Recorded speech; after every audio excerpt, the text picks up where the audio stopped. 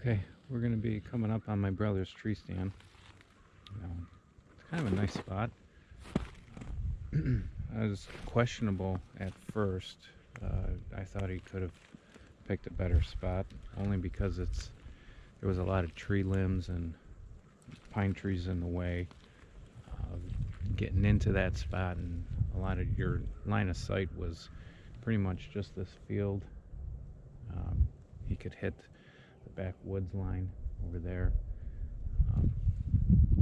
I was pretty tough on him the first year. I'm like, kid, you got to move that tree stand. I'm like,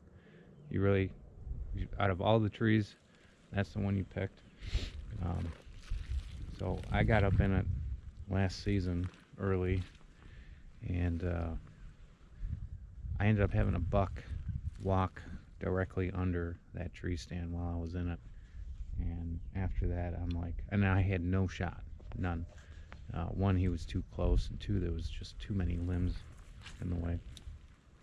So that week I went out and I bought a pole saw, and I climbed up in there and limbed some things back out of the way, and it's actually quite nice now because you do have a view. There's a small field in the back behind the tree stand that you can kind of turn around and take a glance at, but your primary view is this field, and from up there you can see clear as day across the neighbor's property.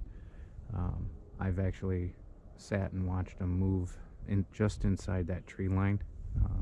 All the deer that we see on the property always seem to be moving in this direction, coming from the neighbor's property over there. They always come out of that field this way into our side. But then when they feel pressured, they also go back in that direction. So again, I'm learning the property, trying to study their movements and what they like, what they don't like. But I'll tell you what, since I've mowed this trail is just a happy highway for all wildlife. And the turkeys love it. The deer use it as their racetrack.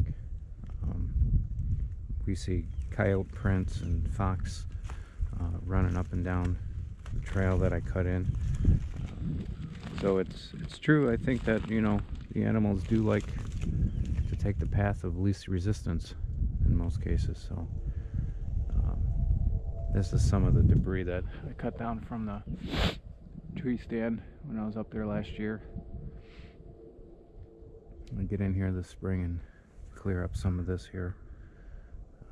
Yeah, that buck that I had, there's a trail just beyond this barbed wire fence, and he come walking real slow just on the other side of it, right underneath me. And then from up there was no shot down, and you only had maybe 5-10 yards of visibility once he continued walking this way. I was hoping that he would come in and cross somewhere and step out into the field on this side, but he never did. Wasn't the best buck. It was probably a small 6, small 4, something like that. But we'll look at right there, and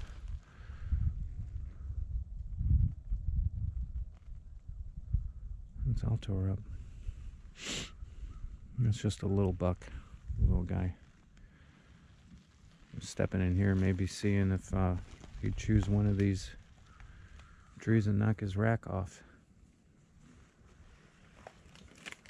Well, maybe we'll find one, maybe we won't.